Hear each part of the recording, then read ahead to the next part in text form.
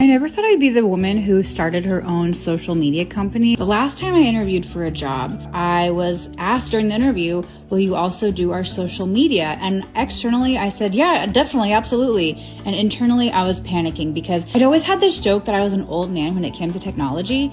And it was sort of a funny way to laugh at myself, but it definitely perpetuated that belief. Because social media was a part of my job description, I forced myself to learn it. And I'm just not a person that can half anything. Our office also had really high standards for what we were doing in our market, so it wasn't enough for me to just do it. I had to do it well, but I also had to learn on the fly, and it was a beautiful experience, but also really intense.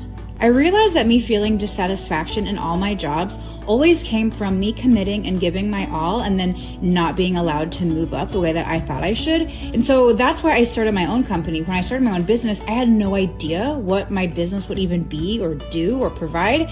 But then finally my friend said, hey, you should do social media. You've been doing it for this really elegant brand for years. Every time I do what you tell me to do, my posts perform well. You've already managed these different accounts. You're already making content to these high standards. You should do this for yourself. And I literally did not believe her. I thought, who would pay me to do that? But this is a really good experience because I know what it's like to struggle with technology. I know what it's like to have the burden of technology put on you and you already have all these other things to do and then you have to just learn how to do it in a more techie way. And that's why I am really passionate about teaching people social media, whether you want me to do it for you or help you learn how to do it. I know the feeling of satisfaction that happens when you take something that you've been avoiding, that's been causing you stress, that's been weighing heavy on your heart, and find a way to handle it in a way that feels good.